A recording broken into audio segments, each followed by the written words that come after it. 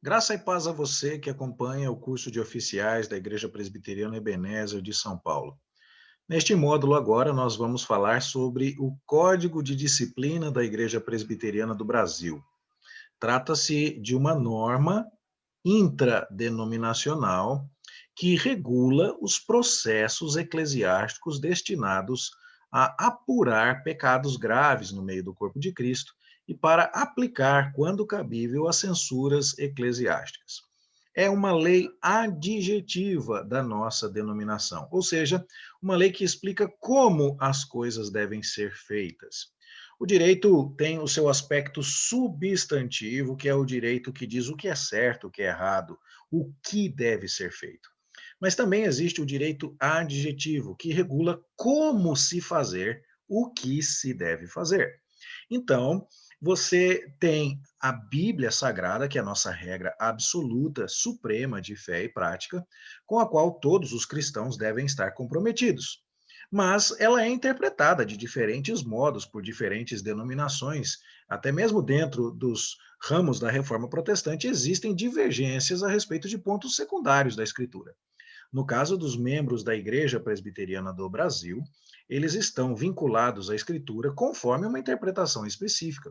Eles entram em acordo com a base da Escritura, mas numa interpretação que é a interpretação sustentada pela Confissão de Fé de Westminster. Note, sempre é importante enfatizar isso. Nós não seguimos a confissão de fé, nós seguimos a Escritura. Só que nós entendemos que a Escritura deve ser interpretada de um modo específico. E esse modo específico está registrado na confissão de fé. Então, para que fique bem claro, nosso direito substantivo é a palavra de Deus. E, no entanto, para que não haja dúvidas sobre como a palavra de Deus nos coloca esse direito substantivo, nós temos a interpretação que abraçamos em comum exposta na Confissão de Fé de Westminster. Mas nós também precisamos combinar os detalhes sobre como vamos fazer aquilo que deve ser feito. O que deve ser feito nos é contado na Bíblia e a maneira correta de interpretar a Bíblia nos é contada na confissão de fé. O que fazer? Direito substantivo, Bíblia, e muito abaixo dela, obviamente, confissão. Mas como fazer? Então nós vamos agora nos valer dos nossos códigos denominacionais. A Constituição da Igreja Presbiteriana do Brasil, e nós já oferecemos a você 2 módulos comentando os princípios gerais da nossa Constituição e também o Código de Disciplina está entre essas leis de nossa denominação. A Bíblia substantivamente nos fala a respeito da censura que deve ser aplicada aos pecados que são notórios, que são públicos, que são escandalosos, que são graves, e como a censura a estas pessoas que no seio da igreja cometem esses pecados produz a glória de Cristo, impede que outros pratiquem ofensas semelhantes, desincentiva o pecado no meio do corpo de Cristo, presta uma satisfação aos demais irmãos, à sociedade, e procura o bem do irmão faltoso e a restauração de todas as coisas na melhor medida possível. Isso é o que deve ser feito e está expresso claramente na Escritura. Mas como fazer, isso deve estar registrado lá no nosso Código de Disciplina da Igreja Presbiteriana do Brasil. Note, você oficial, você presbítero, você diácono da IPB, você está comprometido com todos esses documentos. Você não tem o direito de dispensar qualquer deles, porque você tomou votos solenes diante de Deus. Ao ser ordenado presbítero, ao ser ordenado diácono, você disse que acatava a palavra de Deus conforme interpretada pela Confissão de Fé de Westminster e você acatava o governo e a disciplina da Igreja Presbiteriana do Brasil. Você estava se comprometendo com esses documentos específicos.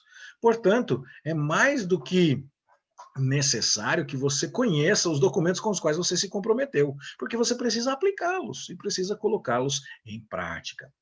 Trata-se, sem dúvida nenhuma, de uma tarefa grandiosa e este curso visa ajudar você a cumprir adequadamente os votos que você fez. Reconhecemos, há uma dose considerável de esforço, de estudo, de empenho, para que todas essas coisas possam ser aplicadas de maneira adequada, pertinente, para você saber tudo o que precisa ser feito na sua função, você precisa estudar. E a gente colocou o curso aqui exatamente para isso, para que você possa fazê-lo. Então agora a gente quer seguir. Para dar o exemplo de como isso funciona na prática, vou só pegar um pequeno caso aqui da, da vida comum, né, da igreja presbiteriana. Nós elegemos os nossos presbíteros, fazemos uma assembleia, é publicado um edital no boletim da igreja. Os irmãos indicam nomes, o conselho verifica esses nomes. O conselho traz esses nomes à assembleia. No dia, as cédulas que são preenchidas pelos irmãos. Às vezes, os diáconos distribuem as cédulas, às vezes, os irmãos da igreja contam os votos, o resultado é proclamado. Os presbíteros são declarados eleitos quando atingem, via de regra, metade mais um dos votos válidos. É, e quando isso acontece, é marcado um culto para ordenação e investidura desses presbíteros, o conselho vai lá à frente e tudo mais. Quanto disso está na Bíblia?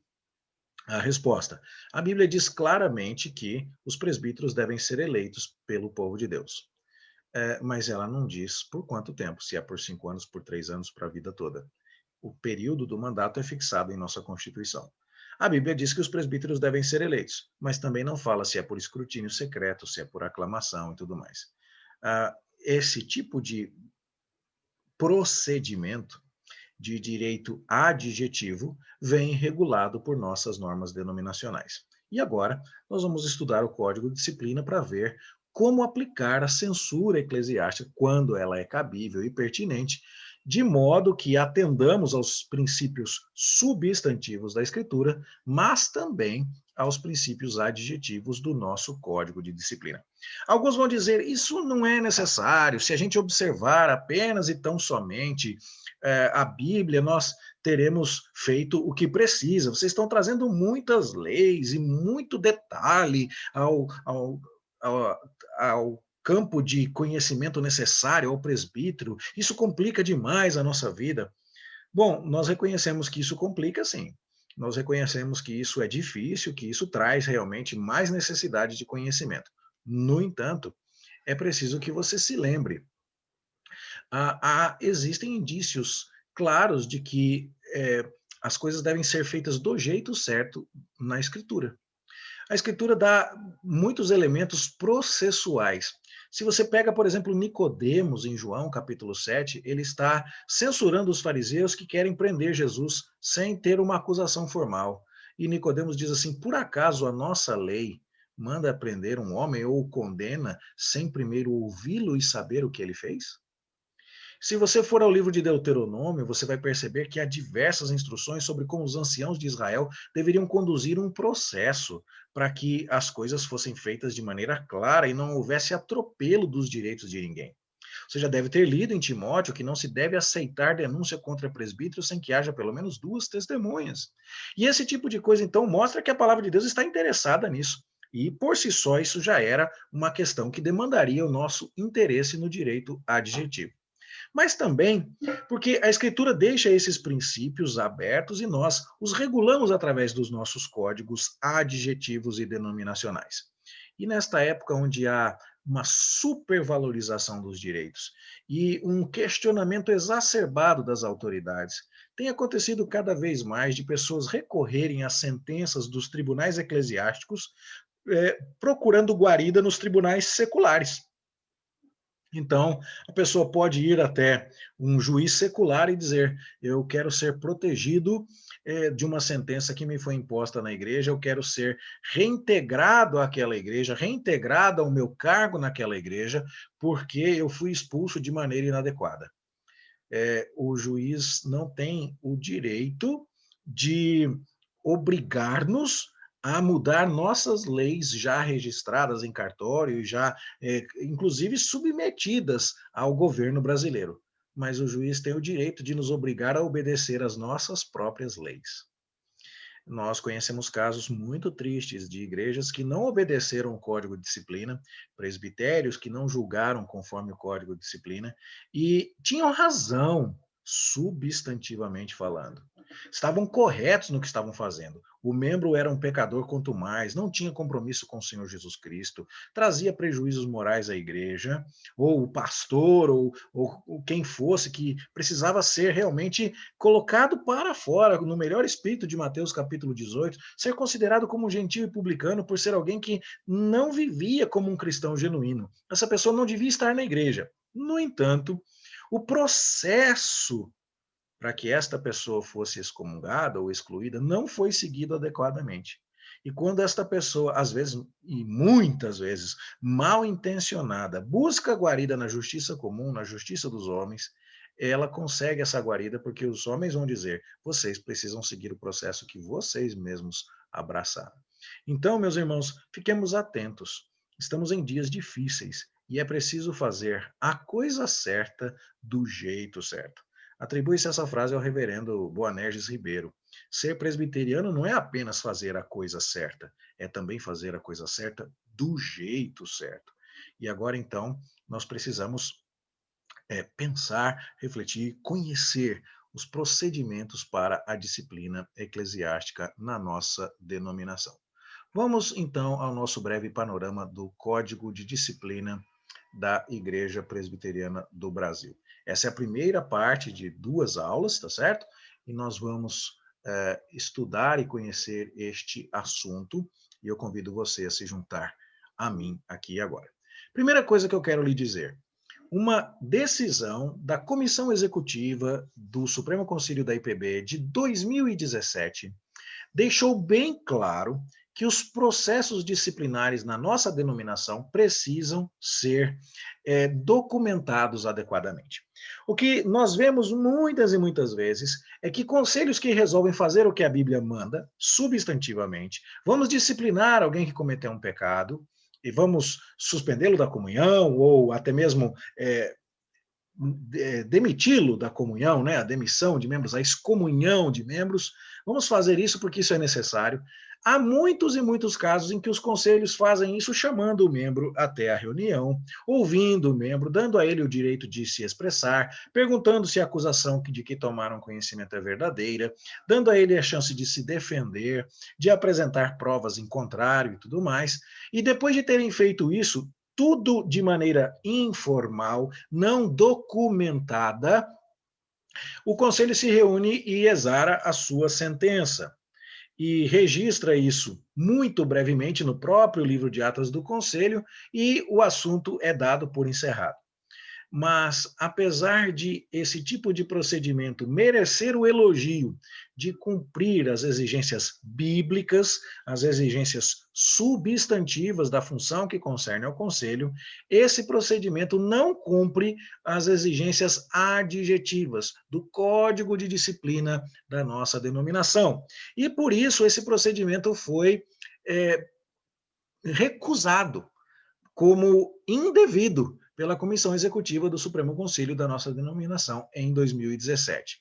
Basicamente, a pergunta que foi feita lá era: se o conselho soube de alguma coisa por causa de um pecado público, escandaloso, ele não pode tratar desse assunto sem que haja um documento de queixa ou denúncia?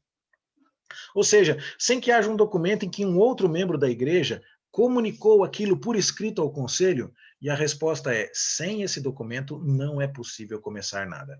Não existe nenhum procedimento do conselho de uma igreja que vá afastar da comunhão, ou remover da comunhão, ou aplicar qualquer tipo de advertência a um membro da igreja sem que esse assunto comece com um documento escrito. Nós vamos ver isso mais à frente. Alguns têm a impressão de que o Código de Disciplina da nossa denominação concedeu uma ressalva num rito conhecido como processo sumaríssimo, para que apenas com a informação verbal a respeito do assunto, o caso fosse tratado no Conselho, e a Comissão Executiva do Supremo Conselho deixou isso bem claro. Não, isso não é possível. Então, se você abre o seu Código de Disciplina no artigo 42, você vai ver que lá está escrito que as faltas chegarão ao conhecimento dos concílios mediante queixa ou denúncia. Por que concílios? Porque, dependendo de quem está cometendo o pecado, é um tribunal diferente. Se é um membro de igreja que comete o pecado, o concílio que o julga é o conselho. Mas, se é um pastor que comete um pecado, o concílio que o julga é o presbitério. Mas, se é um presbitério inteiro que comete um pecado, o concílio que o julga é o sínodo. E assim nós vamos até chegar ao Supremo Concílio. Então, as faltas chegam ao concílio que seja pertinente através de queixa ou denúncia. A diferença entre uma e outra. Queixa é quando o pecado foi cometido contra você e você informa o concílio solicitando providências. Denúncia é quando o pecado foi cometido contra o reino de Deus ou contra uma terceira pessoa e você não é a parte ofendida. Na prática, o nome é a única diferença entre um documento e outro, porque todos os demais procedimentos são idênticos. Você só vai dizer, estou apresentando esta queixa ou estou apresentando esta denúncia ao conselho ou ao presbitério, mas dali para frente, todo o procedimento do rito, né, todo o processo vai correr de maneira muito semelhante, quer seja uma queixa ou uma denúncia apresentada ao concílio competente. Aí vem alguém e me pergunta assim, pastor Márcio, pode, se eu tiver uma carta de confissão, a pessoa que cometeu o pecado, ela trouxe uma carta de confissão com a letrinha dela, eu posso entrar com esse documento no conselho da igreja, dizendo assim, aquele irmão fez uma denúncia contra ele mesmo? E a resposta é não, não pode. Pastor, mas pensa bem, ele já escreveu a culpa, ele já confessou-se culpado. A gente vai ter que fazer como? E a resposta é: tem que entregar aquela carta de confissão na mão de alguém e pedir a alguém, algum membro do conselho, ou algum diácono, algum presbítero em disponibilidade, algum membro da igreja, que faça uma denúncia comunicando aquele fato ao conselho para que o conselho julgue. Ai, pastor, mas isso é ser dedo duro. E, bom, a gente vai precisar se lembrar aqui de que nós todos estamos lutando em nome e pela causa do Evangelho, da pureza de Cristo, e o interesse de um indivíduo não pode estar acima do interesse do reino. Nem mesmo o obreiro está acima da obra. Então, é preciso se lembrar disso. E quando nós temos a consciência adequada do benefício, que é a disciplina eclesiástica, quando somos exortados, quando somos corrigidos, quando somos trabalhados por Deus através do seu exercício, você não precisa ficar com essa consciência pesada, você não está fazendo mal a ninguém. Você está ajudando aquela pessoa a se retratar, a se reconciliar com o povo de Deus e está prestando, sim, um favor e trazendo um benefício à causa do Evangelho. Então, você precisa fazer isso. Mas a questão mais importante, porque a carta de confissão é necessária, é porque se não há carta de confissão, a pessoa, se não há a carta de denúncia, e essa é a razão pela qual a denúncia é necessária, a pessoa que confessou se tornou seu próprio denunciante. E aí ela vai acumular dois papéis no processo. Ela denunciou a si mesma e ela é a pessoa denunciada. Então, quem faz uma carta de confissão e entrega esse documento no conselho é, ao mesmo tempo, seu acusador e o acusado. E ao acumular esses dois papéis processuais, você percebe alguns atropelos que podem surgir no processo. Por exemplo, mais tarde a gente vai ver, imagine você que um dos presbíteros que compõe o conselho da igreja é o pai do rapaz que cometeu adultério. E o rapaz que cometeu adultério não deveria ser julgado pelo seu pai. É dito no Código de Disciplina que esse nível de parentesco dá como suspeito esse pai presbítero, porque a afinidade que ele tem com o acusado pode comprometer a sua isenção no julgamento. Isso é uma coisa razoavelmente evidente para todos nós. No entanto, há duas maneiras de remover esse pai presbítero do processo de julgamento do seu juiz, do seu filho, né, para que ele não seja juiz do próprio filho. Uma é se o pai, por conta própria, de ofício, disser: eu sou impedido porque eu sou pai dele, eu não posso julgar. Isso é possível. Mas outra maneira seria se uma das partes, ou o acusador ou o acusado, dissessem: ele não pode julgar porque ele tem parentesco. Imagine então você que o rapaz entra com uma confissão no conselho de que ele cometeu um pecado muito sério. Mas o pai dele pensa assim: eu não vou sair, não, eu vou ficar por aqui, porque quem sabe com a minha influência eu consigo livrar o meu filho desta acusação. Mesmo que ele seja culpado, eu estou mais interessado no meu filho do que no reino de Deus. E então o pai já peca por aí. Mas o pai então não se declara suspeito. E o filho, que é acusador e acusado ao mesmo tempo, também não reclama. E aí, então, ninguém poderia tirar aquele pai do tribunal.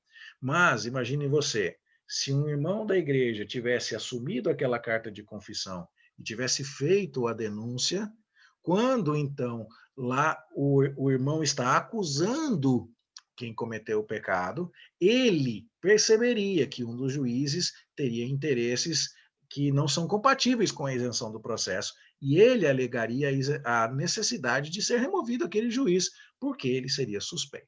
Esse é um bom exemplo para entendermos que uma carta de confissão não pode iniciar um processo disciplinar. Bom, só que antes dessa carta chegar, o Código de Disciplina fala no artigo 43 que é preciso empregar meios suasórios para corrigir faltas. O que é isso? Isso significa que antes de você mandar um documento para o conselho, você deveria tentar corrigir o assunto. Às vezes dá para resolver. Imagine você que um irmão empurrou o outro num jogo de futebol lá na quadra da igreja. E todo mundo viu o mal-estar e ele acabou xingando o outro irmão e não foi feito nada. Antes de você mandar o documento, você deveria procurar o ofensor e dizer assim: você precisa se corrigir com ele, você precisa pedir perdão, você precisa dizer que o que fez não foi adequado. Você precisa tentar corrigir o pecado, corrigir a falta. Somente depois de ter tentado isso e de ter percebido que o ofensor é quanto mais e não se arrepende, é que você deveria, então, levar o assunto ao conhecimento de qualquer concílio. No entanto, tem gente que interpreta isso mal e acha que é preciso fazer isso em qualquer caso. E isso não é verdade. Porque o texto diz que os meios suasórios devem ser empregados para tentar corrigir faltas. E tem falta que não dá para corrigir. Uma coisa é você empurrar o irmão e depois você ir lá e pedir desculpa para ele. Ok. A outra coisa é você passar com o carro por cima dele e deixar ele 3 meses na UTI de um hospital. E esse tipo de situação é muito mais complicada e trouxe muito mais impacto na vida do irmão e muito mais escândalo. Um adultério, por exemplo, isso não pode ser desfeito. São memórias, são dores, são sentimentos que não podem ser desfeitos. Claro que eu creio no poder do perdão, mas o tipo do escândalo causado por um adultério não seria meramente desfeito se o adúltero chegasse até o cônjuge ofendido e simplesmente dissesse: eu sinto muito, me desculpe. Claro que isso é uma parte importante, ninguém está desfazendo disso, mas o conselho diria: por mais que a gente recomende que o irmão faça isso, ainda assim será necessário tratar o caso de modo disciplinar. Tá certo? O artigo 46, letra B, também está nos lembrando que esse passo ele é extremamente pertinente no caso da queixa. Por quê? A queixa é um pecado cometido contra você. E Jesus, em Mateus 18, fala: se o teu irmão pecar contra ti, você vai falar com ele e aí você se resolve. O meio suasório e a exigência do meio suasório são questões particularmente atinentes às queixas. No caso de denúncia, isso não é o caso. Então, vamos imaginar aqui: você descobriu um pastor da Igreja Presbiteriana do Brasil pregando uma heresia tremenda. E aí, então, você pode até ir falar com ele a respeito disso. Mas ele não ofendeu você, ele ofendeu o evangelho, ele ofendeu a Deus, ele ofendeu o reino. E então, essa falta não será corrigida por um simples suasório. Embora você possa, dependendo do momento, dependendo da repercussão, falar com ele, exigir que ele se retrate e, no âmbito em que a sua palestra foi proferida, aquilo seja desdito, né? Mas normalmente, quando isso acontece, é porque o pastor já está com convicções completamente distorcidas. Nesse caso, o suasório não vai caber. E então não é necessário aplicar aquilo que é previsto no artigo 46, letra B, a questão do contato com o irmão e a tentativa de se resolver o assunto antes de chegar aos concílios. Bom, ditas essas coisas, nós vamos agora aos prazos. Quais são os prazos para se fazer isso? Existem dois prazos no direito. Um é o prazo da prescrição, outro é o prazo da decadência. Prescrição é quando você perde o direito de reclamar, ou o direito de acionar o Estado ou acionar os órgãos competentes para lhe proteger. Então, imagine você que você tomou conhecimento de uma falta de um irmão, mas você não fez nada. E você esperou passar um ano e um dia para escrever uma carta para contar para o conselho. O Código de Disciplina da nossa igreja diz que você perdeu o direito de acionar o conselho, porque você tinha um ano exato, desde o momento em que você soube da falta, para acionar o conselho. Por que isso? Porque você precisa manifestar o seu interesse em proteger o reino, em proteger o evangelho com rapidez. Isso meio que coíbe aquela tentativa de você é, achar que pode resolver isso a hora que for conveniente. Isso lhe coloca um prazo e diz: você tem que tratar desse assunto logo. Se você não tratar logo, depois não vai adiantar mais. Isso também pode ser um meio de evitar qualquer tipo de chantagem indefinida. Olha, irmão, eu vi o que você fez em janeiro de 77, hein? E se você não pagar aquele churrasco lá no rodízio, eu vou contar para o conselho.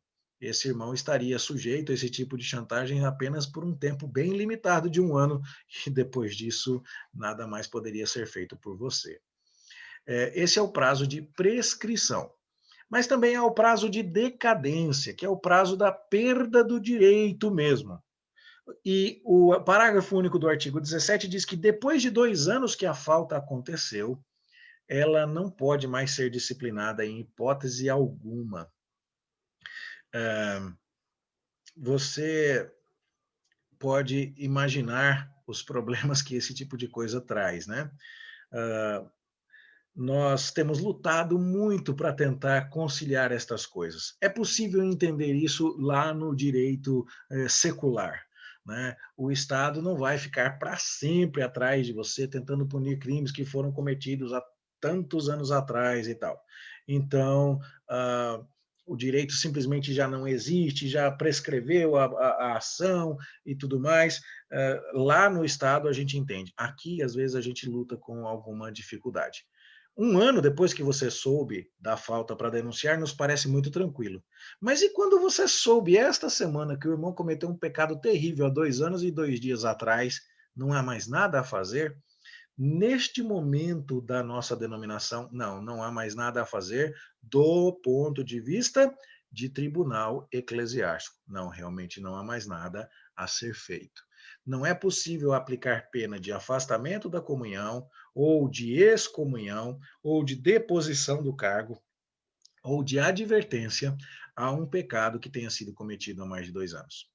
Eu tenho procurado informações a respeito desse assunto em outros códigos de disciplina de outras denominações presbiterianas no Brasil e no mundo, e ainda não achei uma solução que me parecesse completamente satisfatória para esse problema.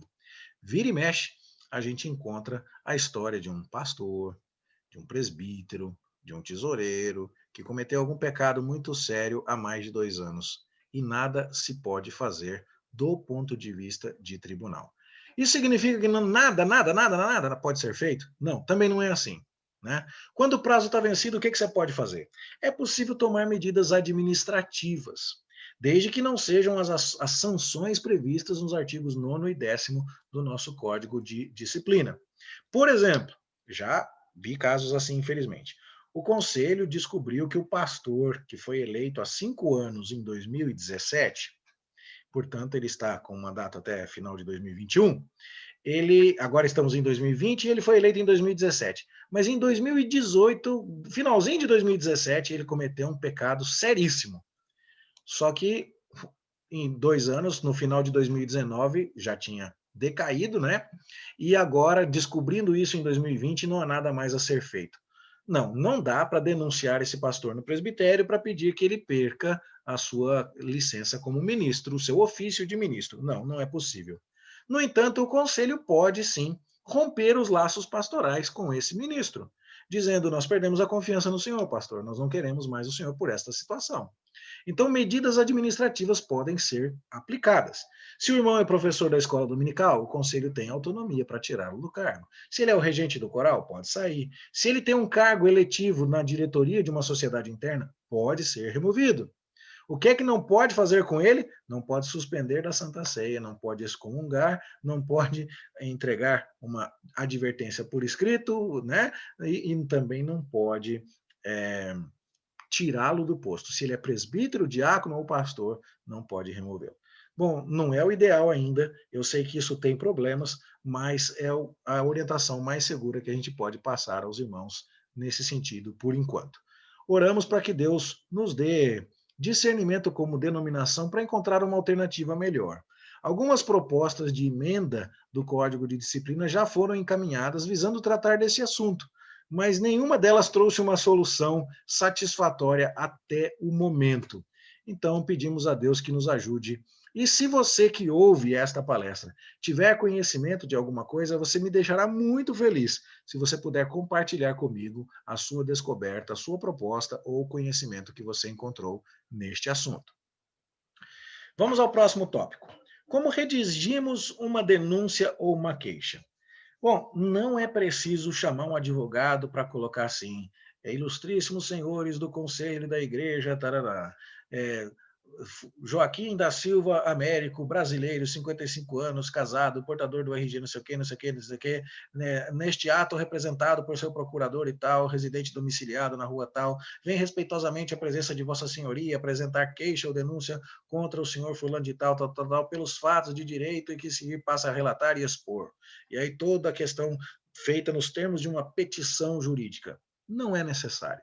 Basta que você use linguagem moderada, como prevê o artigo 55, e apresente as partes, identifique as partes. Então você pode dizer assim: prezados irmãos presbíteros do conselho, graça e paz, eu, pastor, ou eu, irmão Joaquim dos Santos Almeida, venho com muita tristeza contar para os irmãos que eu, na data de tal, no dia 20 e tantos de abril, estava passando na frente da estrada tal, e eu vi que o irmão fulano de tal, apesar de ser casado com a irmãzinha tal, estava de braço dado com fulana, e depois eu descobri que é isso e aquilo, e eu confirmei assim. E você faz um relato respeitoso e apresenta a identificação necessária para que o conselho possa entrar em contato com as partes e produzir o esclarecimento necessário do caso, certo?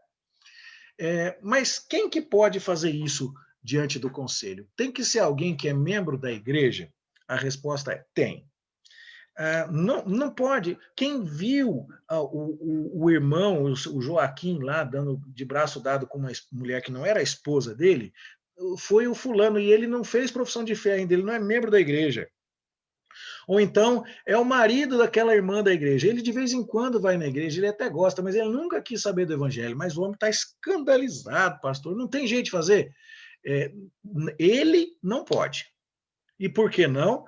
Bom, entre outras coisas, porque a pessoa que oferece a comunicação ao conselho precisa estar avisada de que, se ficar provado de que ela agiu de maneira maliciosa, leviana, ela vai ser censurada.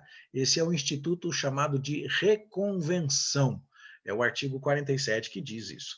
Então, pense bem, o conselho vai sondar as suas intenções e se você está só querendo tumultuar, a censura pode se virar contra você. No entanto, se você está agindo de boa fé, buscando os interesses do reino de Deus, sendo bem intencionado e tentando comunicar fatos embasados, não há por que você se preocupar. Mas é necessário que você seja membro de igreja. Então, você não pode se valer do anonimato. Deixaram uma carta anônima na caixa de luz da igreja, na caixa do correio, eu já vi muita história assim, né, dizendo que fulano de tal está fazendo isso e aquilo e aquilo. Mas então é anônimo, e anônimo não pode. Não, não pode mesmo. E daí, pastor, a gente não vai fazer nada com isso? Não é porque o anonimato é proibido que você não vai fazer nada. Você quer que a igreja seja pura? Então você vai procurar investigar isso, vai procurar falar com a pessoa, vai procurar examinar se as acusações feitas são verdadeiras, e sendo verdadeiras, o que você vai fazer? Você vai chamar alguém da igreja, de preferência alguém que não seja presbítero, para não esvaziar o quórum de julgamento do tribunal do conselho, e vai entregar aquelas coisas na mão da pessoa e vai dizer assim: você pode, por favor, fazer uma denúncia para que o conselho trate desse assunto? E aí, então, o conselho vai tratar do tema, tá certo? Então, se o dono da padaria que fica na frente da igreja, que faz o pãozinho para o lanche do coral todo domingo, ele descobriu que ele viu a regente do coral traindo o marido e tal, e ele contou para alguém, ele não pode ele assinar a denúncia e entrar com o documento no conselho. Mas ele pode conversar com alguém e uma pessoa da igreja pode entrar com a denúncia e chamar o dono da padaria para testemunhar. Para oferecer a denúncia tem que ser membro, para testemunhar não precisa. Então, esse é o jeito de resolver, tá? Bom, e agora já entendi. E o que eu faço para descobrir quando é que eu devo contar isso para o conselho ou não? Moral da história aqui, para resumir um assunto grande. Tem que ser pecadão, não pode ser pecadinho. Pastor, mas eu aprendi, minha mãe me ensinou que não existe pecadinho nem pecadão. Pois existe sim. Se você for ao Catecismo Maior de Westminster, nas perguntas 150 e 151, talvez você possa se assustar ali, mas a pergunta é feita do seguinte modo: todas as ofensas são iguais diante de Deus? E a resposta é não, não, elas não são todas iguais, não. Tem ofensa que é maior do que outras. E aí a próxima pergunta vai dizer assim: o que faz uma ofensa ser maior do que outra? E a resposta vai ser: depende. Depende de quem é que está praticando. Então, uma coisa é um irmão que acabou de chegar na igreja e fez profissão de fé na semana passada, fez o curso de catecúmenos com muita dificuldade, porque é uma pessoa simples, cometer um determinado tipo de pecado. Outra coisa é o pastor que já é instruído, que dá aula disso em tudo quanto é lugar, que já deu 10 lições de escola dominical sobre esse assunto, cometeu o mesmo pecado que aquele irmão. O pastor tinha mais informações. Lembra de Tiago? Meus irmãos, não vos torneis muitos de vós mestres, sabendo que haveremos de receber maior juízo. Certo? Então, se a pessoa tem mais conhecimento, ela é superior em dons, em idade, em recursos, o pecado dela é mais sério. Depende também de contra quem o pecado é cometido. Uma coisa é eu estar jogando bola e encontrar um rapaz do meu tamanho e na briga eu vou lá e dou um tapa nele. Isso é errado? Lógico que é. Mas outra coisa é eu encontrar um menininho de 3 anos na igreja que simplesmente mostrou a língua para mim e eu virar um tapa no menino de 3 anos. A vítima, o ofendido, é muito mais indefeso e, nesse segundo caso, meu pecado é mais sério. Circunstâncias de tempo, de lugar. Falar palavrão é errado, mas se você falar o palavrão no meio do sermão é mais errado ainda, né? Então, você percebe isso. E tantas outras coisas que podem ser acrescentadas ali, depois você pode ver. Bom, por que estou dizendo isso?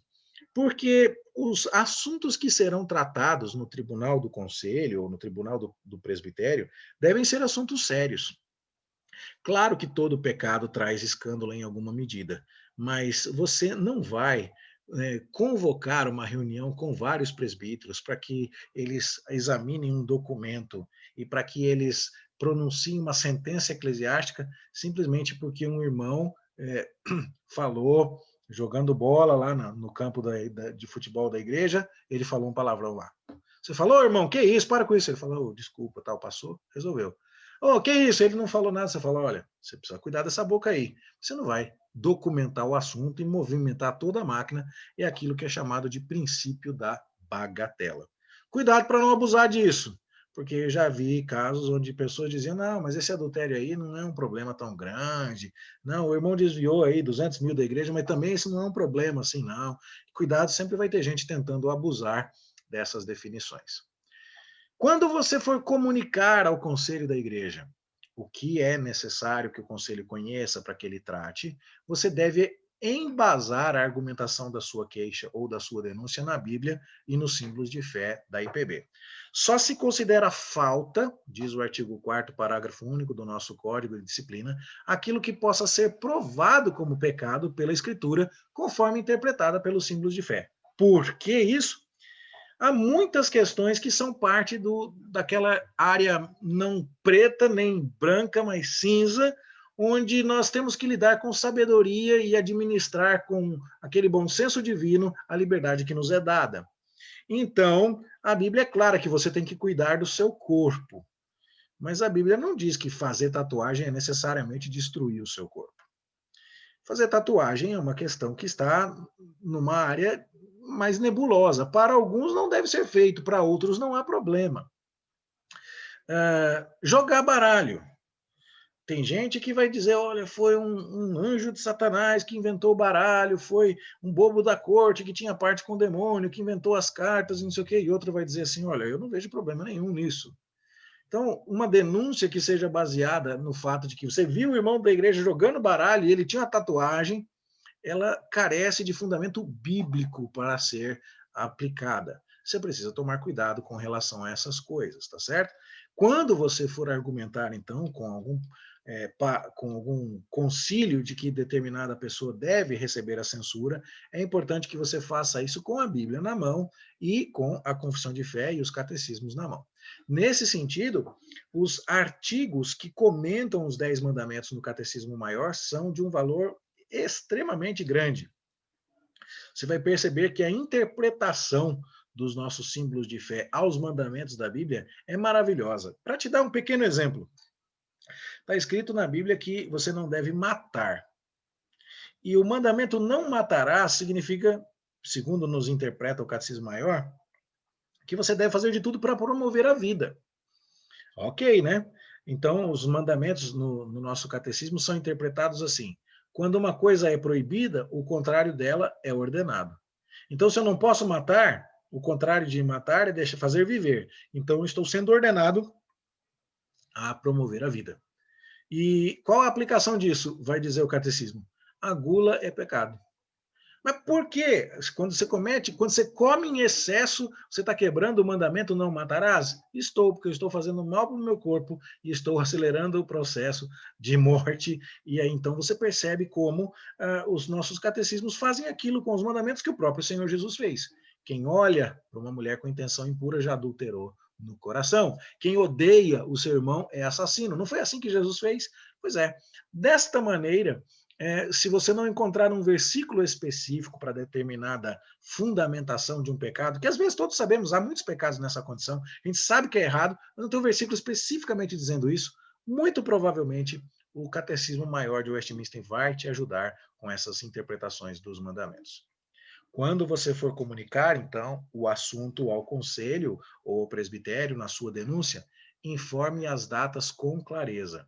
Eu estava no dia tal e vi fulano de tal. Eu fiquei sabendo na data tal que aconteceu isso em tal dia antes, para que o conselho tenha, ou o presbitério tenha, condições de verificar se os prazos de prescrição ou decadência já foram exauridos. Tente fazer o procedimento suasório. E informe ao conselho se você fez isso. Eu fiquei sabendo que o irmão de fulano de tal cometeu esse pecado, falei com ele para ele tentar corrigir, e ele não quis saber. Ou então, eu não falei com ele porque eu entendo que não é o caso do meio suasório, e aí você volta aqui um pouquinho, uns minutos ali atrás, e vê aquela explicação que eu dei sobre a necessidade do suasório, e argumenta na sua queixa ou na sua denúncia a necessidade disso. Melhor dizendo, você argumenta na sua denúncia, na queixa o suasório é sempre necessário. Bom, preciso provar as alegações. Você precisa mostrar para o conselho, para o presbitério, que aquilo que você está dizendo a respeito da pessoa é verdade. Principalmente se houver o contraditório. Às vezes, o único elemento que você tem para provar que a pessoa fez aquilo é a confissão dela. Então, você vai anexar uma carta de confissão, de preferência redigida de próprio punho. Mas se a pessoa diz, não, eu não fiz isso, não. Fez sim. Não fiz, não. Como é que você pode provar? Ah, tá aqui o print da tela do seu Facebook, tá aqui a foto onde mostra que você fez isso. Quando você percebeu que era errado, você foi lá e apagou, mas a igreja inteira já tinha visto e já estava todo mundo escandalizado. Então, esta é uma situação. Você precisa provar o que está falando. Falta de provas, diz o artigo 95, inocenta o acusado. Tá certo? E se você não puder provar o que está falando, como diz o artigo 47, você pode ser censurado se estiver agindo de maneira leviana. Ah, eu fiz tudo isso, armei todo esse circo, mas eu nunca parei para pensar se eu tinha condições de levar esse processo até o final de forma responsável. Pode ser censurado, pode haver reconvenção nesse caso. E aí, Eu tenho essas provas, o que eu faço? Você deve juntá-las na denúncia ou na queixa que você envia ao conselho. Por quê? Porque antes de dar início ao processo, o conselho ou o presbitério precisarão examinar se tem pé ou tem cabeça aquela acusação que você está fazendo. Se você vai ter condições de provar ou não o que você está dizendo e que você está atribuindo a outra pessoa. Então você anexa. Claro, eu só tenho uma via disso. Então, se é um áudio, você pode transcrever as conversas e dizer: eu tenho o arquivo em MP3 disponível e está no seguinte endereço eletrônico com a senha tal, se o conselho quiser acessar. Ou então está no pendrive anexo. O teor da conversa que interessa à presente denúncia está transcrito a seguir, e aí você transcreve o diálogo, dando o nome de quem falou o quê e tal. Se trata-se de um vídeo que foi feito, você pode colocar alguns prints do vídeo para dizer, ó, tá vendo? Aqui tá mostrando que ele tá fazendo isso, tá fazendo aquilo. Sempre com muito cuidado, porque às vezes os vídeos vão provar coisas que ninguém devia estar olhando. Então, imagina você que você tem provas que incluam cenas com pornografia, com nudez. Ninguém vai ficar colocando em documento cena de nudez ou outra coisa assim. Você vai tomar cuidado com isso, tá certo? E dizer, lamentavelmente eu tenho isso, o vídeo diz isso, há provas assim, assim, assim. Eu espero não precisar mostrar nada, e aí não coloca, tá certo? Só se houver uma contestação veemente da parte acusada. Ok. Testemunhas. A Bíblia fala que você não devia aceitar denúncia contra presbíteros sem ter ao menos duas testemunhas. E essa é uma questão absoluta. A gente está vivendo dias aí em que a Bíblia tem sido questionada, né, como um livro que precisa ser atualizado. É uma tristeza isso. Bom, é, note, a gente precisa interpretar a Bíblia com critério. Quando você diz, por exemplo, que lá em Provérbios está escrito que a balança enganosa é odiosa ao Senhor, isso não quer dizer que só balanças que estão viciadas na hora de medir o peso são coisas que Deus odeia. Deus também odeia um relógio de ponta mentiroso.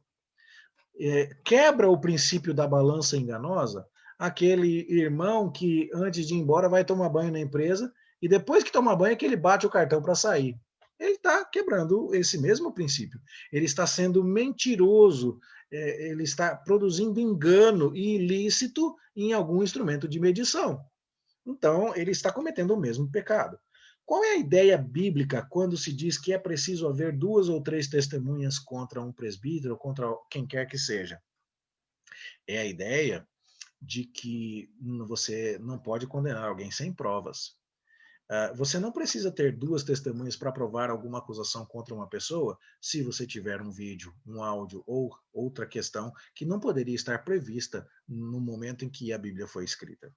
A questão é, eu posso provar com toda clareza, acima de qualquer dúvida, que o que eu estou falando é verdadeiro? Se eu puder fazer isso, então, ótimo, eu não preciso necessariamente de testemunhas. Mas, às vezes, o que eu tenho são testemunhas mesmo. E elas podem ser crentes ou não crentes. Se a pessoa é crente, ela é obrigada a vir. E isso aqui é uma coisa bastante interessante. Às vezes, um irmão na igreja cometeu um pecado, os outros irmãos viram, mas os irmãos que viram ficam dizendo assim: não, não quero me meter nesse negócio. Ele é meu amigo, e se eu for lá e falar que ele está errado no conselho, ele vai deixar de ser meu amigo. Bom, é preciso avisar essa pessoa que ela está preocupada mais em ser amigo do irmão do que amigo de Deus. Isso é um grande pecado. Mas também é importante lembrar a essa pessoa que um membro de igreja que tem conhecimento de um pecado, ele é obrigado a lutar pela pureza da igreja. Foi o que ele prometeu na sua profissão de fé. E caso o conselho tenha conhecimento de alguém que sabe de alguma coisa, o conselho pode intimar essa pessoa e ela não pode se furtar a prestar o testemunho necessário, sob pena de ser censurada por recusar-se a ajudar a igreja e o conselho a promoverem a pureza no reino de Cristo. Veja que coisa. Já os não crentes não funcionam assim. O testemunho deles pode ser recebido, mas se eles não vierem, simplesmente não vieram. A igreja não tem autoridade nenhuma sobre eles. Eu já participei de processos e já ofereci denúncias a pessoas usando testemunhas não crentes. E foi uma experiência tremenda. O tribunal em que eu estava se arrastou até 3 horas da manhã contra um pastor, e uma das testemunhas que eu levei não era crente. E quando a minha testemunha foi ser interrogada, os pastores que estavam lá resolveram perguntar para ela, né? Minha senhora, por que a senhora está aqui até 3 horas da manhã para oferecer uma denúncia que é assunto da igreja aqui? E a resposta daquela mulher ainda ecoa na minha mente até hoje. Aquela mulher disse assim: eu estava meio desacreditada com a igreja de vocês. Eu achava que era normal os pastores fazerem coisas erradas. Mas quando eu fui procurada para dar a minha palavra, para corrigir isso, eu fiquei feliz, porque eu falei, que coisa boa quando a igreja não aceita essa conduta dos seus membros. Eu tinha que estar aqui para isso.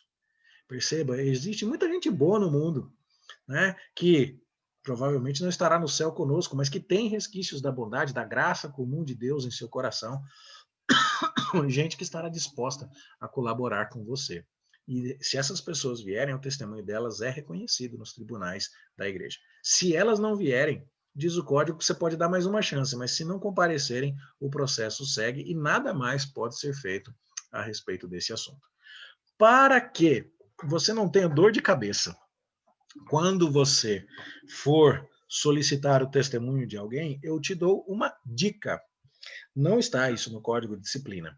Mas imagina que você conversou com alguém da igreja, você conversou com o Luiz, e o Luiz é primo do Mário. E o Luiz vai testemunhar contra o Mário, que além de ser primo dele, é irmão da igreja. E aí você fala, tudo bem, Luiz, tudo bem. Quando chega na semana do tribunal, a mãe do Luiz, que é tia do Mário, fala com o Luiz e fala assim, meu filho, você não pode fazer isso com o seu primo, porque a minha irmã não sei o quê, vai morrer, vai ser um desgosto para sua avó, que tarará. E aí quando chega no dia da audiência lá no conselho, o Luiz chega para você e fala assim, irmão, eu não vou lá, não posso ir. Né? E aí você tenta explicar para ele que não é bem assim, que os interesses do reino de Deus são mais importantes, mas ele sucumbe. Bom, para você não ter esse tipo de aborrecimento, você pode se calçar, se garantir. Você chega e fala, quando você conversa com o Luiz, você fala, Luiz, você vai mesmo? Vou. Você pode pegar, só para eu juntar aqui na minha denúncia, e escrever aqui, ó, eu, Luiz Fernando da Mata, membro da igreja tal, declaro que estou ciente de que estou sendo arrolado no rol de testemunhas da denúncia que o Joaquim está oferecendo contra o Manuel, e não sei o quê, e tal. Não, é contra o primo dele lá, né? É o Mário. E tal. E eu me comprometo a testemunhar diante do Conselho da Igreja Presbiteriana de Tagamandápio aí, que eu vi o Mário fazendo isso no dia tal e tal e tal e tal. Esse é o teor principal do meu depoimento, mas eu estou disposto a comparecer para esclarecer qualquer detalhe. Assina e aí você já junta no processo, porque daí você já se garante um pouco mais e já oferece, inclusive, ao tribunal que vai julgar alguns elementos para que ele saiba que você pode provar o que está afirmando, tá certo? Bom, e daí? Ufa, olha quanta coisa passou, né? Você verificou prazo, você verificou se era pecado, se estava na Bíblia, se tinha testemunha, como que você ia provar, se cumpriu o suasório, redigiu, colocou a linguagem moderada, colocou os dados das pessoas e tudo mais, e entregou. Bom, essa denúncia ou essa queixa sua serão recebidas na reunião do conselho da igreja ou na reunião do presbitério. Como é que funciona isso? Uma reunião normal de conselho, vai ter lá, vamos votar a verba para o CP, comemorar o Dia da Criança, nós vamos votar,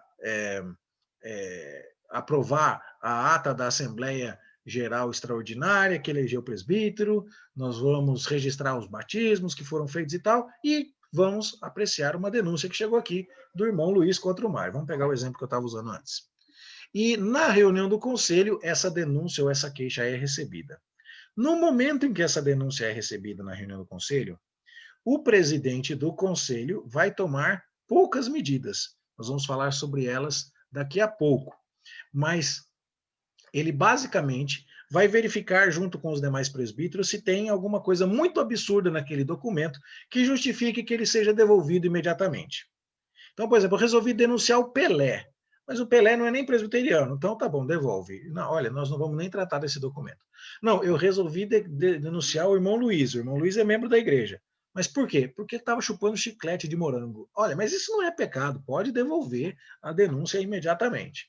Tá? Eu resolvi denunciar o Carlos César. Por quê? Porque o Carlos César, em 1982, disse para mim que, meu irmão, isso aí já passou tempo demais. conselho pode devolver imediatamente. Se o conselho assim o fizer, vai registrar direto na ata do conselho mesmo. Recebeu a denúncia e resolveu devolver ao remetente por causa disso e disso e disso. Pronto. Faz uma cartinha que devolve aquele documento para a pessoa que propôs, o secretário do conselho assina, porque esse papel vai ser a base para que o proponente recorra ao presbitério, se assim desejar. Fica provado que o conselho apreciou aquele documento e emitiu o seu parecer. Mas às vezes acontece uma coisa diferente. Às vezes acontece de você estar querendo que o conselho examine uma denúncia e o conselho não quer examinar. E eu, lamentavelmente, já vi isso também algumas vezes. Imagina você que o conselho pode ter lá seus motivos.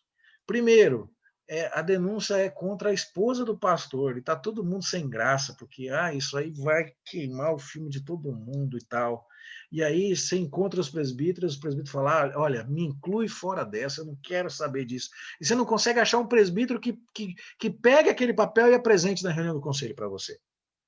Ou então você achou um que apresentou na reunião do conselho, mas ele devolveu para você e falou assim, o conselho não quer saber disso não. Aí você fala assim, mas tem algum termo, algum papel que prove para mim que o conselho não quer tratar disso, para eu poder levar isso direto para o presbitério? Não, não tem. E aí você fala, como é que eu faço? Você vai tentar constituir prova de que você está submetendo este pedido, esta denúncia ou esta queixa ao conselho. Como é que você faz isso?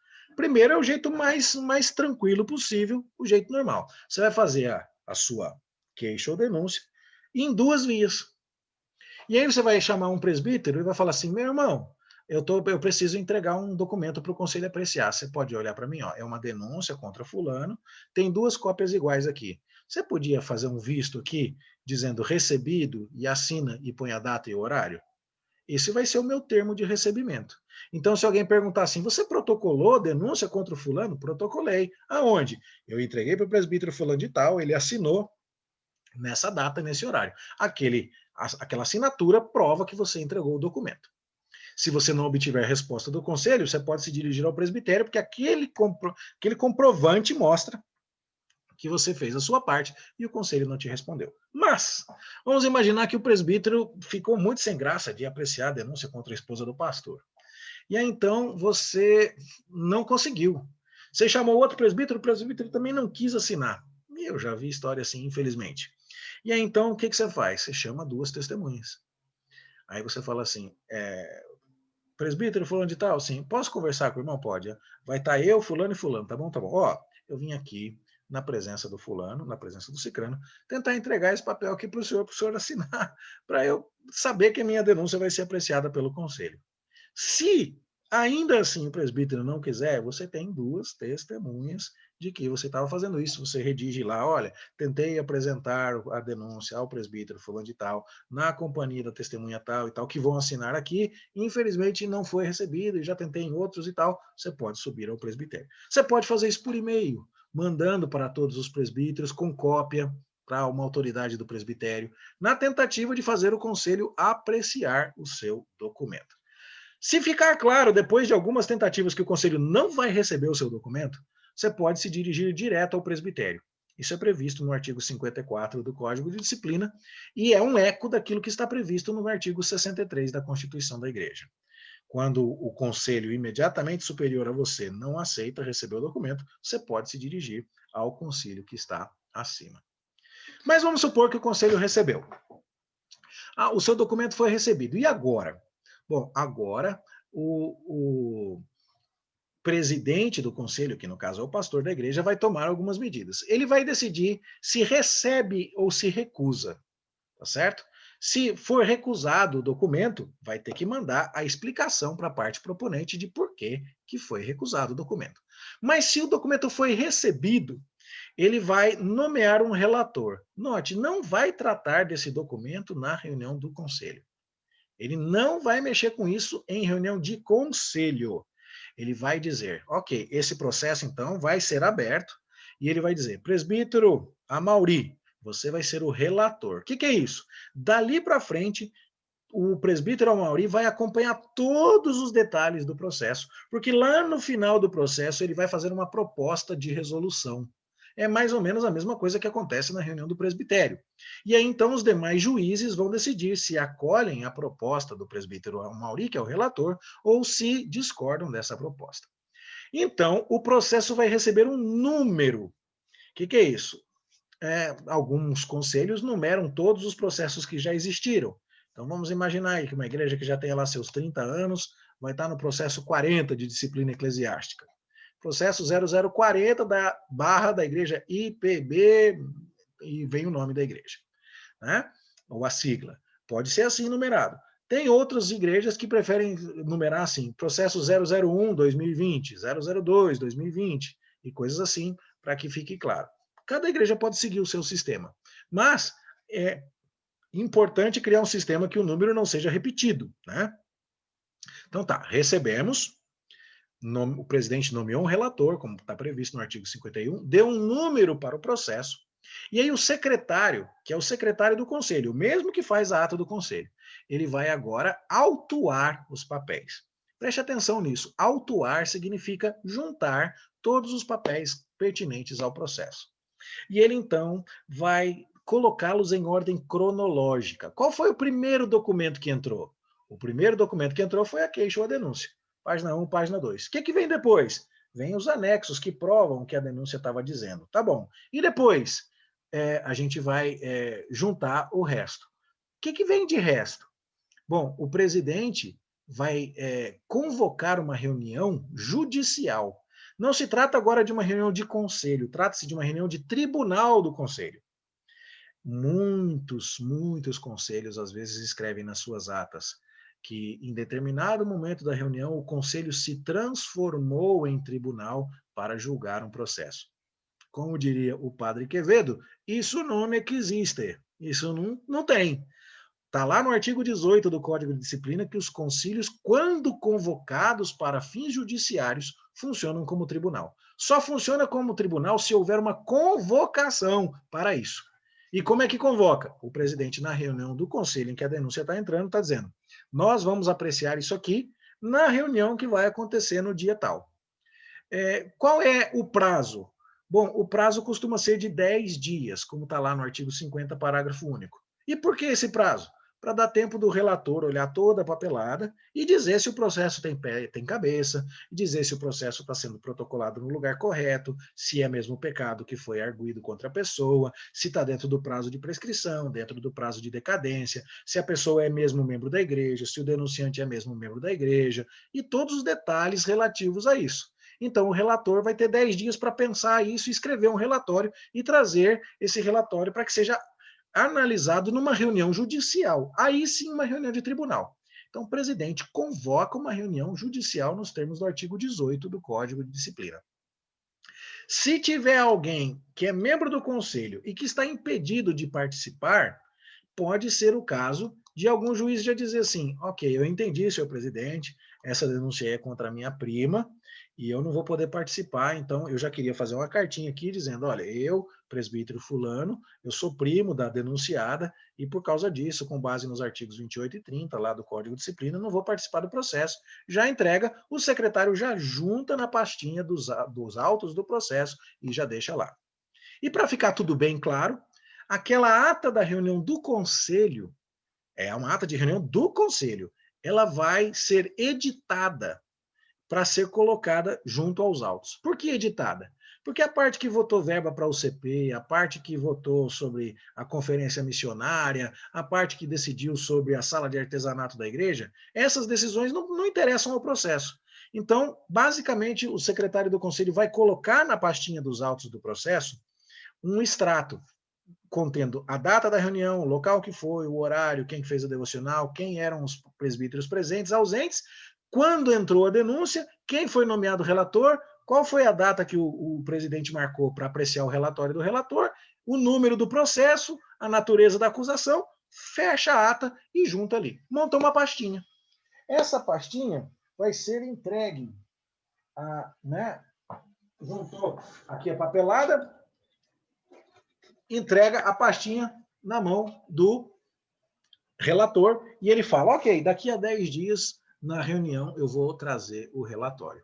E aí, então, não se fala mais nada. Não está na hora de descobrir se o cara é culpado ou inocente. Mesmo que já haja confissão, não é a hora de ficar discutindo estas coisas. É a hora de verificar se os procedimentos estão adequados. É difícil isso. É difícil, né? Mas lembre-se, é preciso fazer a coisa certa do jeito certo. Seguindo, passaram-se os 10 dias, chegou o dia da reunião exclusiva para fins judiciários. Nessa reunião, não pode tratar de assuntos normais da vida da igreja. Não pode fazer exame de catecúmenos, não pode discutir orçamento, só pode discutir o relatório do relator. Aí o relatório do relator vai analisar as seguintes questões. A denúncia veio por escrito? Veio. Então, ok. O que foi falado que a pessoa fez é mesmo uma falta disciplinável? É um pecado sujeito à censura? É. Ok. Faz quanto tempo que ele pecou? Mais de 2 anos? Não. Ah, então não decaiu. Faz quanto tempo que ele sabe disso? Mais de 1 ano? Não. Ah, então não prescreveu. Tá bom. E o irmão que fez a denúncia, ele é membro da igreja? É. Então pode seguir. E o irmão que foi denunciado é membro da igreja? É. Então pode seguir. Então tá bom. Precisa de meio suasório? Era algo que foi uma queixa? Se foi queixa, ele falou com o irmão, cumprindo Mateus 18, artigo 46? Sim. Ah, que bom. Não, não era queixa, não, era denúncia. E precisava de meio suasório? Não, não precisava. Então não cumpriu. Ah, então tá bom. Você acha que o denunciante tem intenções ilegítimas ao denunciar? Né? Às vezes você percebe que aquele irmão sempre encasquetou com o outro e a primeira oportunidade que ele teve para denunciar, ele foi lá e fez a denúncia. Mas ele não está nem preocupado com o pecado do outro, ele quer atazanar a vida do irmão. Para usar aqueles exemplos bem hipotéticos aqui, tá? Mas imagina que ele queria ser o superintendente da escola dominical a vida inteira, mas aquele irmão sempre foi e o conselho só indicava o outro irmão, não indicava ele. Pois ele inventou uma história cabeluda contra o superintendente só para ver se ele saía do cargo. O conselho pode olhar e falar assim: isso aqui não tem pé nem cabeça, ele só quer prejudicar aquele irmão. Não se trata de intenção legítima. Não vamos apreciar. Registra e devolve. As partes estão qualificadas, ou seja, na denúncia está escrito direitinho o endereço de quem fez, o nome completo, tudo aquilo que está requerido lá no artigo 55. Por que isso é importante? Porque o conselho precisa saber exatamente onde a pessoa mora e tudo mais, para mandar as comunicações das decisões do processo ao longo do seu transcurso. Claro que hoje em dia isso está um pouco mais fácil por causa da tecnologia, do WhatsApp e outras coisas, mas isso ainda é importante. Depois, foro competente. É aqui que a gente julga esse caso? Porque, por exemplo, se a denúncia foi feita contra um pastor, a gente tem que olhar isso aí e falar, manda para o presbitério. Podia até ter mandado direto lá na primeira reunião. Olha, tendo em vista que esse processo aqui é contra o pastor e quem julga pastor é presbitério, sobe o processo para o presbitério, nem precisava analisar. Ou então, esse irmão que foi denunciado, ele é membro da outra igreja do nosso presbitério. O denunciante entrou com a denúncia aqui porque ele pertence a esta igreja, mas o denunciado é da outra. Então, nós vamos encaminhar esta denúncia para o conselho da outra igreja, certo? Tem provas das acusações feitas? Ele consegue provar o que está falando? Esse processo é mesmo necessário ao bem da igreja? Porque às vezes você olha e fala assim, isso aqui não vai beneficiar a igreja. Cuidado para não deixar a preguiça, para não deixar o secularismo atrapalharem nesse julgamento. Mas imagina você, ele está denunciando o irmão porque estourou uma bola de chiclete no culto. Bom, ninguém gosta de ficar mascando bola de chiclete no culto, mas isso aqui vai produzir mais benefício ou mais malefício? Tem o princípio lá da bagatela, tem tantas outras questões. Tem um escândalo a corrigir, a honra de Cristo a defender, a paz da igreja foi prejudicada, a ordem, a unidade, a pureza. Né? Temos que aplicar uma pena, esse irmão precisa mesmo de uma censura, então tem que ter o processo. Ele vai ter o direito de defesa assegurado? Então, todas essas coisas o relator vai ter que considerar. E, por último, ele vai precisar dizer se é o caso ou não de aplicar o instituto do afastamento preventivo da comunhão. O que é isso, meus irmãos? Às vezes, o pecado é tão sério e tão difícil e tão claro, já está mais do que provado que aconteceu mesmo, que se o conselho não age imediatamente para proteger direitos e espera o transcurso do processo, mais danos podem ser causados. Vamos dar exemplo aqui. Quando chega uma denúncia no conselho tutelar de que um padrasto está abusando das enteadas, antes mesmo de apurar se ele está realmente abusando das enteadas ou não, o órgão público vai, pelo menos deveria, tentar tomar alguma medida para proteger aquelas crianças, né, para que aquele abuso, se de fato está acontecendo, não continue.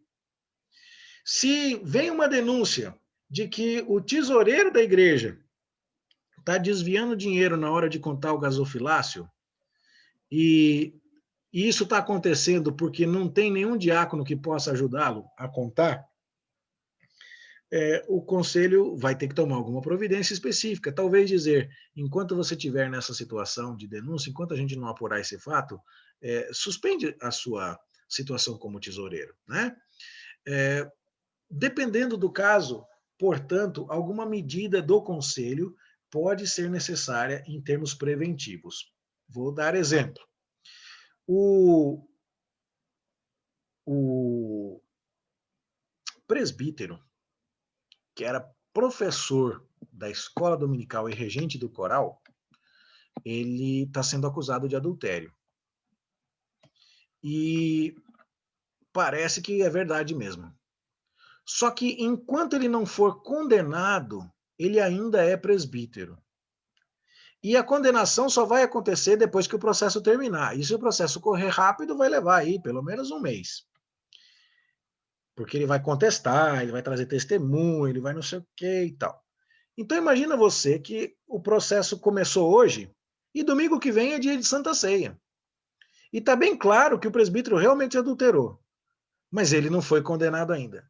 Será que o conselho poderia simplesmente dizer, como não existe sentença que já o tenha condenado, nós não vamos impedi-lo de reger o coral e de servir a Santa Ceia e de dar aula na escola dominical no domingo que vem, já que a sentença contra ele não saiu? O conselho pode dizer, não, eu considero que os fatos contra ele são graves, existe prova suficiente, e se ele for servir Santa Ceia com essa denúncia acontecendo e for reger o coral, vai ser pior. Então nós vamos afastá-lo do presbiterato por enquanto, não vamos deixá-lo servir Santa Ceia, nem reger o coral, nem dar aula na escola dominical. Se depois ficar provado que tudo foi um imenso engano, ele volta. E volta como se nenhuma censura tivesse sido aplicada.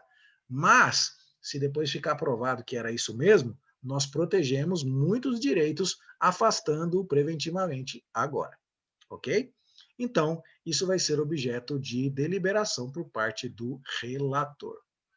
Bom, aí então, o relator traz esse relatório naquela sessão que o presidente convocou na reunião do conselho onde a denúncia ou a queixa entraram. E agora, nessa primeira sessão, que realmente é tribunal, não tem nada dizendo que o conselho passa a funcionar como tribunal, não. O conselho, reunido especificamente com propósitos judiciários, tendo sido convocado nos termos do artigo 18 do Código de Disciplina, vai verificar o quê? Que vai ter uma ata dessa reunião, mas ela não é no livro de ata do conselho, ela é no livro de atas de tribunal. Ou tem conselhos que preferem não fazer do livro de atas de tribunal, simplesmente arquiva os autos, arquiva as pastinhas numa gaveta específica, de um armário específico, que tem que ficar trancado, que não pode ter acesso todo mundo que entrar na sala do conselho, chave é na mão, uma do presidente, que é o pastor, outra na mão do presbítero, que é o secretário, mas ninguém deve ter acesso a esse material, questões confidenciais, tá certo? Mas ali então, reuniu, tá lá. E agora o relator vai ler o seu relatório. Quando ele lê, ele diz, considerando que o irmão é presbítero, que a denúncia foi feita direitinho, está dentro do prazo, é pecado mesmo, é muito sério e tal, eu proponho que o processo caminhe e eu proponho que então ele seja mesmo denunciado, que as investigações avancem e que ele seja afastado do presbiterato preventivamente. Se o processo é aberto, né? Se o relator propõe isso, e quando os demais juízes votam, ok, concordamos com o relator, vamos seguir em frente, o presidente vai advertir os juízes, dizendo, olha, o que nós estamos fazendo é sério, gente. Não levem detalhes para casa, não abram esse assunto com os cônjuges, não comentem isso com ninguém. Lembrem-se de que todos nós estamos aqui para fazer a justiça de Deus. Orem sobre isso, peçam discernimento, estudem o processo e tal. Ele vai advertir os juízes e tem indicações sobre o que fazer lá nos artigos 52 e 53. Daí ele vai convocar uma segunda sessão do tribunal. Para quê? Para que agora os acusados e acusadores se encontrem, né? E para que isso seja feito, ele manda citar o acusado. Citar o acusado é mandar uma informação para ele. Chegou um processo aqui contra você, está aqui uma cópia de tudo que foi dito contra você, você tem que vir aqui se explicar no dia tal, e, no caso específico desse nosso processo, nós inclusive já resolvemos afastar você preventivamente da comunhão por causa disso. O acusador precisa saber que o conselho atendeu o pedido dele e saber quando é que é para ele comparecer. O documento que vai para o acusador não é uma citação, é uma intimação, é o nome técnico. Citação é só para a pessoa que até agora não estava sabendo de nada, que é o acusado. O acusador mandou a acusação, então ele sabia que tinha um documento lá, e ele é intimado. E o presidente precisa dar escolher um modo de registrar como provado que o acusado recebeu a citação e o intimado recebeu a intimação. Então, como é que se faz? Pode mandar uma carta com aviso de recebimento, pode mandar até por WhatsApp, a Justiça dos Homens já está aceitando hoje, né? Pode de alguma mandar um papel escrito em duas vias e aí o acusado assina uma e arquiva a via que mostra que ele recebeu isso nos autos do processo, tá certo? Responde um e-mail dizendo recebi, aí imprime o e-mail, gruda lá nos autos do processo, alguma maneira para provar isso. E se há afastamento preventivo, além de comunicar isso ao acusado, o conselho precisa redigir um comunicado de como ele vai falar isso para a igreja. Eu sugiro que isso seja sempre feito por escrito, porque esses anúncios são difíceis. É muito fácil você esquecer alguma informação importante. É muito fácil você se deixar atrair, falar mais do que devia, falar menos do que devia. E aí, então, quando você redige, você corre muito menos risco de errar. É importante que isso seja lido perante a igreja em circunstâncias que não ensejem danos morais. Então, tem que pedir para os visitantes saírem, tá certo? Tem que desligar a transmissão da internet, desligar o microfone para não dar para ouvir do lado de fora da igreja. Como é que faz isso? Você pode fazer isso, por exemplo, depois da abertura da escola dominical, aí você fala, os visitantes podem nos aguardar lá no salão social, nós temos um cafezinho, uma bolacha lá, nós vamos fazer um anúncio pertinente apenas aos membros da igreja, daqui a pouquinho eles saem e tal, aí você fala só com os membros da igreja e eles saem e tal. Nesse anúncio, que nós vamos discutir mais para frente aí um pouco mais, você já adverte a igreja a não ficar fofocando sobre isso. Você já diz para a igreja que tem que tomar cuidado com os extremos. O primeiro extremo é de matar o cara por dentro, falar esse cara não presta, nunca mais ele pisa aqui e tal, e não dar a chance dele se arrepender. O outro extremo seria, não, ele fez isso, mas ele é chegado, ele é gente boa e tal, vem para cá, não pegou nada não. E com isso ele meio que desautoriza a disciplina que o conselho está impondo, né? Então tome cuidado com isso. E aí então isso é avisado à igreja e os termos desse comunicado, uma cópia daquilo que foi lido, vai juntada aos autos do processo. Tá bom? Eu vou deixar a citação para a semana que vem, ou melhor, para a aula que vem, porque nosso tempo aqui já está explodindo. Mas conforme você pode ter visto aí, existe muita coisa para fazer direitinho, né? E aqui vai uma boa dica, um sumário aí daquilo que precisa ser feito, tá bom? Eu espero encontrar você na nossa próxima palestra. Vamos começar a partir da citação e dos demais documentos do processo. A gente se encontra lá, se Deus quiser. Espero que isso aqui tenha lhe ajudado. Fique com Deus. Tchau, tchau.